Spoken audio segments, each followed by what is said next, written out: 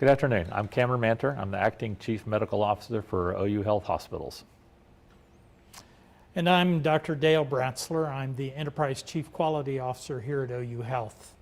I'm going to start off our press event today by just giving you an update on some of the data that's here. As of today, we have 131,751 confirmed cases in Oklahoma with 1,413 deaths. Right now we have 17,000 active cases in the state. This week has been a real peak in the pandemic because this week we've had 10,256 new cases confirmed this week, and 103 Oklahomans have lost their life from COVID-19 this week alone. Both the three-day and the seven-day rolling averages are going up. Right now we're seeing on average 1,465 new cases being confirmed on a daily basis in Oklahoma. Of course, Oklahoma and Tulsa County have the most cases. If you just look at Oklahoma County, there have been more than 800 newly confirmed cases in the past 2 days. But when you look at the data for the state from a population perspective, many of our rural counties still have case rates, incidence rates that are higher than our most urban counties in the state. So the population incidence is higher in many rural counties in Oklahoma. The other thing that really jumped out at me was that we did see a reduction in testing last week. There were about 12,000 less tests done last week than there had been for the previous several weeks. But the important thing that I've noticed this week in the first 4 days of the week is that 12.6% of all of the tests that have been done have been positive, which is the highest positive rate I've seen since the start of the pandemic. Now that's statewide testing of all specimens. I've seen data from various county health departments that have had positivity rates approaching 20%. So the number of people in the community that are infected has gone up. It's not because we're doing more testing. The percentage of the tests that are coming back positive is very high right now. And then, of course, Dr. Manter is going to talk more about hospitalizations. But in Oklahoma, for the past 3 days, we've had more than 1,000 patients in the hospital each day. And we've had consistently more than 300 Oklahomans in the hospital in the intensive care unit. So because of that, we know that the mortality rate from COVID-19, particularly when you're sick enough to be hospitalized and in an ICU, is very high, and that we're going to see more deaths in our state. And to that point, several of you had asked me in the past about the Institute for Health Metrics and Evaluation, because several weeks ago they had predicted that Oklahoma would have up to 1,450 deaths by Thanksgiving. We're going to have that many deaths by next week, and in fact, if you look at their most recent projections, they're projecting that there'll be 1,795 deaths in Oklahoma by Thanksgiving Day. So clearly the pandemic continues. We're not out of the woods by any means. We're seeing substantial community spread of the virus. The number of new cases has gone up substantially, and the percentage of tests positive is very high right now. So we're going to continue to see fairly high case counts. All right, we're just going to jump right into Dr. Manter, have him talk a little bit about the Tier 3, and we have a lot of questions. There's just one to kind of represent many of them. If you can just expand on what it means when one region goes to Tier 3, and how could that impact other regions? So Tier 3 means that on a 3-day process, we have, in our community, hospitals have an average of more than 20% of their patients being admitted with the virus, being COVID positive. How it affects the rural communities and the local community amongst ourselves is trying to figure out how do we put patients in the right place. Not all of our hospitals have the same capabilities from a medical care surgical standpoint or from an ICU standpoint, and so we try to put patients where they're best taken care of with the type of care that they need. At times we're able to transfer patients of lower acuity with less significant symptoms and illness to facilities that can take care of them, and at the same time those that become critically ill get transferred to institutions like ours at OU Health, where we can take care of all the critical care patients. So there is a great collaboration amongst all the hospitals in the region, both rural and local. So with the large increase in new cases that we're having daily, do you expect hospitalizations to keep increasing in the next, the upcoming weeks? Hospitalizations are definitely increasing. There's no question about that. Okay. This might be for both of you, but with OKC in Tier 3 now, how soon could Tulsa see the impacts or move to Tier 3? Well, that's hard to predict. It really depends on what happens in Tulsa in the public. I think that we've all recognized that the spread of the disease is not happening in the hospitals. It's not happening in doctors' offices. It's happening out in the communities. And so it depends on what the public does to try to protect themselves and us to prevent the spread of the disease. That's the telling point of our numbers going up or not going up. Well, I completely agree. I mean, if you look at the most recent data that we have on the number of hospitalizations, about 10%, 8 to 10% of the people who test positive will end up in a hospital. In the past 2 days, we've had nearly 4,000 new cases confirmed.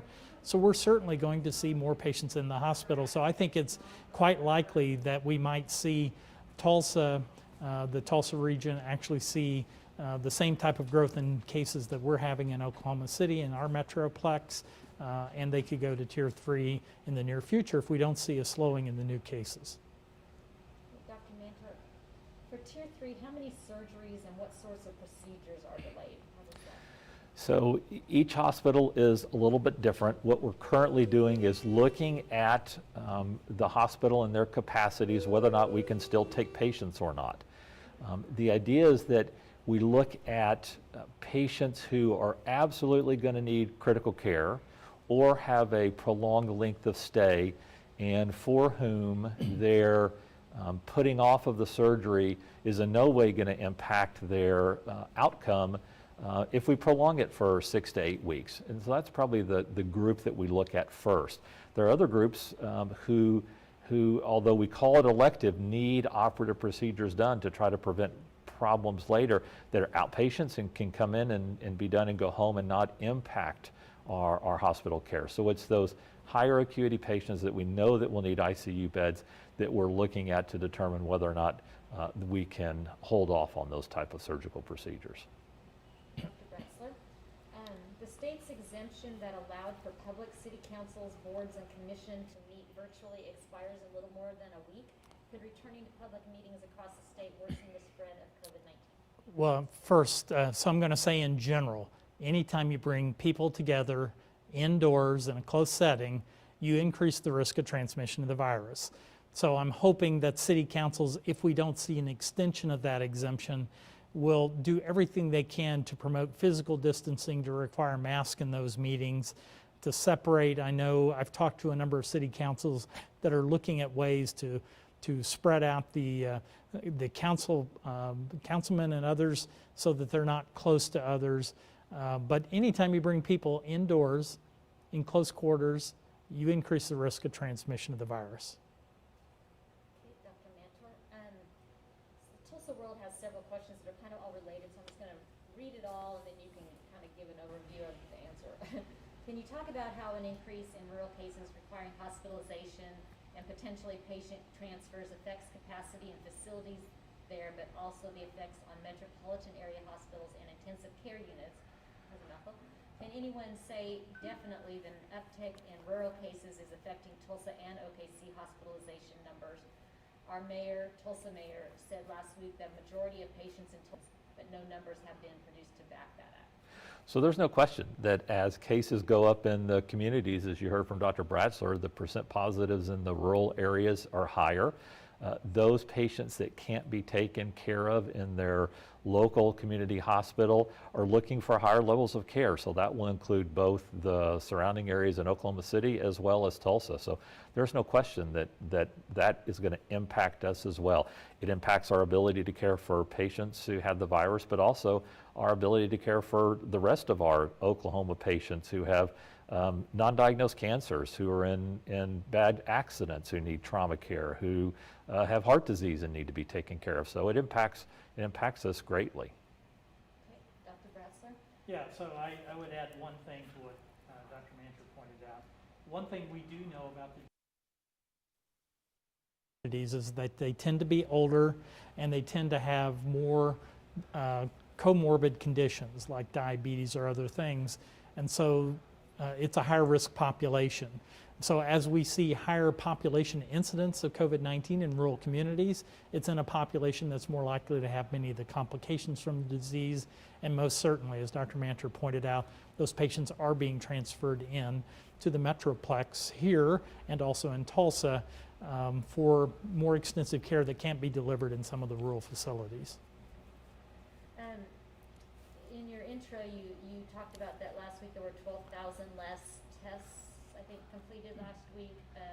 So this kind of goes with that. Are there any indications that the big uptick in numbers late this week was caused by delayed reports because of the ice storm across a large swath of the state last week? Yeah, so I think there's a possibility that it's delayed testing, not delayed results. In other words, a number of the testing sites, many of which require an appointment to stop by and get your test done, had to cancel those events over the past few days, particularly during the ice storm, and then for some of them in the period afterwards when there was no power.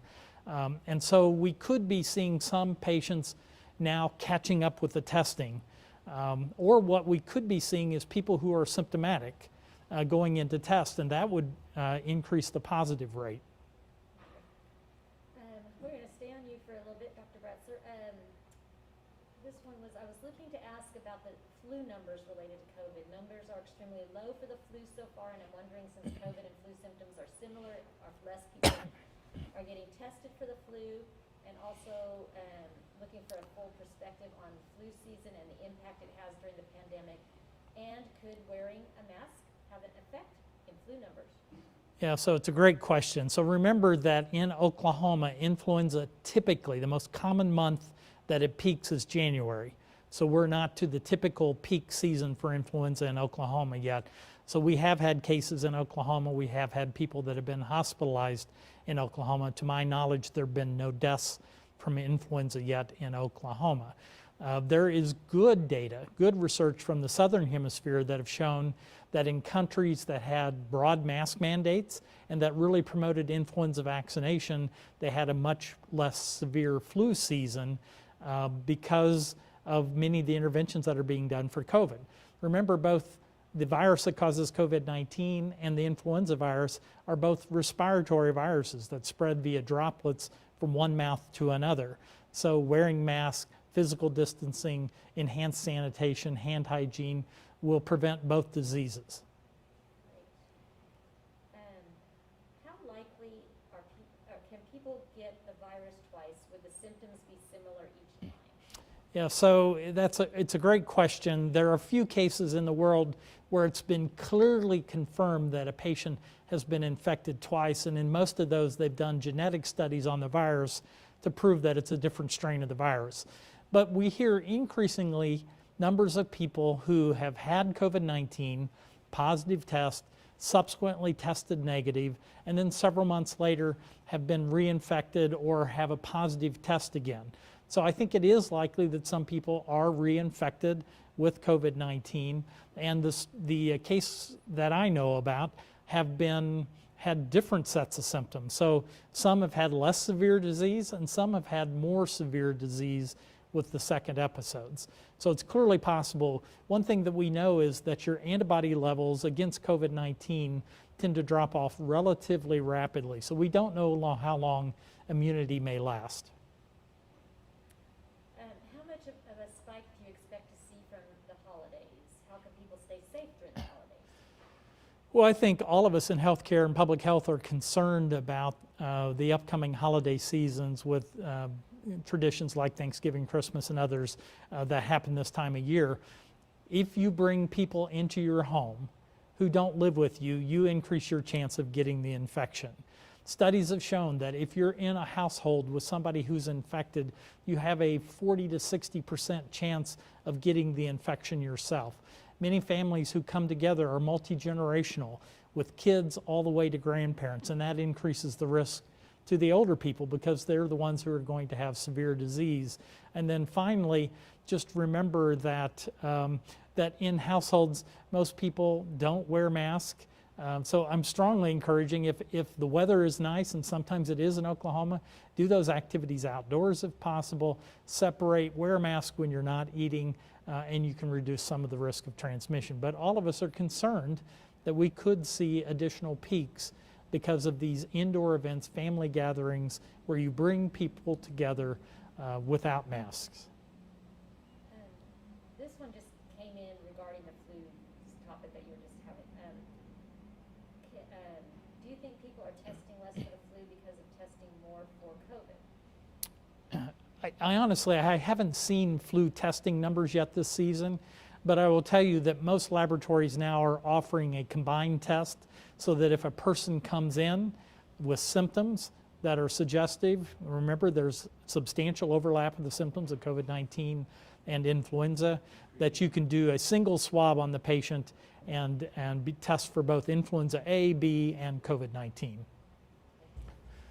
One more for you, then we're going to hop back over to Dr. Mantor. Do you anticipate that COVID and similar coronaviruses will become an annual problem like influenza? Yeah, we don't know yet. If you look at other coronaviruses that typically do infect humans, that cause things like the common cold, they are very seasonal. They typically go away in the summer months and peak in the months of December, January, February. We have no idea how this particular coronavirus is going to behave. Dr. Mantor? We've heard several healthcare workers, doctors, and hospital administrators talk about reaching the breaking point of sheer exhaustion. Can you express that concern? So I guess what I could tell you is that people who go into healthcare realize that it's a stressful profession. We're taking care of patients, and there are times when patients become sick enough that they die. So it's a part of our practice, and we understand that. I think that those that are currently, particularly the nurses and the physicians, respiratory therapists, all of those that are in ICUs that are taking care of large numbers of critically ill patients, I think that they do have a heightened level of concern, and they are, it's a stressful situation. I think it's made more stressful by what's happening in the community. So it's the idea that we don't see an end in sight, we only see an increase, and I think that as much as anything is what's heightening that concern and that stress level for all of those that are taking care of COVID patients. Can you speak to that? Healthcare workers they have a life outside of work, so they're in the grocery store sometimes. They're having to take care of things, and they're trying to be safe and careful, and we need their help. We need the rest of the public's help to keep them healthy so they can keep taking care of these patients. Yeah. So I'll go on my soapbox for a minute. Okay. So it's a great question, and it's absolutely factual. If you look at what we're currently doing, and I will tell you, this is a collaborative effort. All the hospitals in our area, the chief medical officers, the CEOs, the infectious disease specialists, we're all working together to figure out how can we best take care of the patients, what's the best therapy for them, what's the best place for them to be. Is it in a community hospital? Is it in our quaternary hospital? Is it an ICU or a step-down bed? So everybody is working on how can we best take care of those patients. We're doing everything we can. We've got the best knowledge that we've got, but that being successful in that requires resources, and our resources are finite. We are trying to be creative and create new beds with our new bed tower, for example. So there are certainly things that we're doing as a medical community. But at some point, we've reached our limit. There's nothing else that we can do. We can't create new beds. There's no other therapy that's come up, and until we have a vaccine that we know works, we are in a situation where it's a problem. So my message is that hospitals can't fix the pandemic. Hospitals and doctors are not going to make the pandemic go away.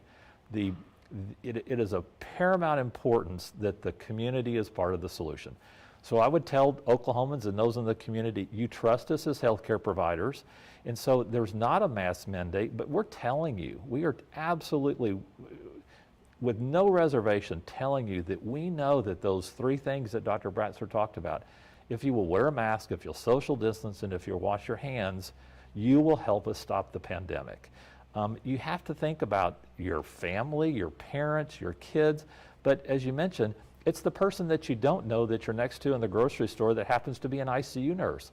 And if that person gets exposed and they're quarantined and can't be there, then it may be somebody, you or your family, that doesn't have the ability to get care because of the things that we're doing in the community. So I would just implore you, we have to be a big part of the solution. Hospitals aren't fixing this pandemic. The community is who has to fix it. Okay, well, I knew you were going to say that at the end, Yeah. but so we still have some more questions. Yeah. Any chance that you could expand on how our hospitals are doing right now, especially if we're bracing for more patients in the upcoming weeks? So it's an hour-to-hour process. We are constantly looking at how can we get patients most effectively and efficiently through the hospital process. Are there patients that can go home earlier than we thought they could? Is there a different type of facility that they could safely be taken care of, or even at home? So we're doing everything we can, truly on an hour-to-hour basis, to try to manage the patients and the throughput. At the same time, we're trying to be creative and find places that we can either create new beds or hold patients if they need to be. But again, all of those resources are finite. There is a limit to what it is we can do. I'm going to go to Dr. Bratzler. With positivity rates and fatalities continuing to climb, do you see hopeful signs heading into the winter and the holidays in terms of therapeutics?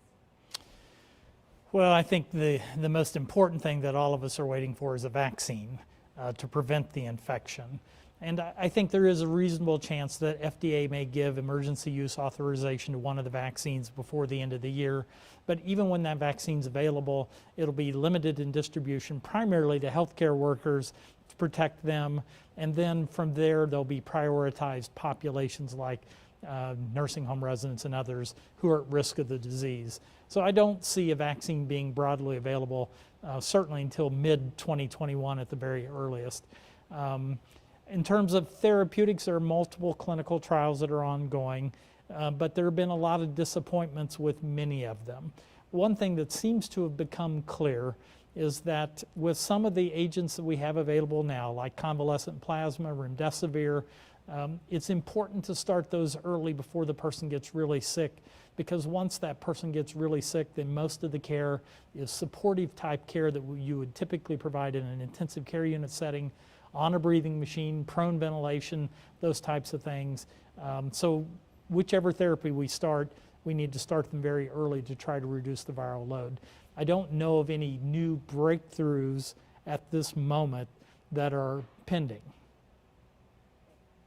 I think this is the last question. Has Oklahoma done anything concrete about tracking what they're calling long haul syndrome? Yeah, so long haul syndrome, there are some patients who have prolonged symptoms.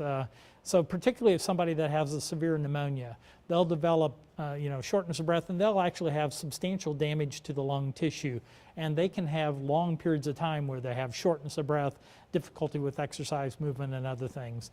We know that that happens. I don't know of any current efforts to actually track those patients in the state right now, but we know those patients definitely exist, and they've been in the news.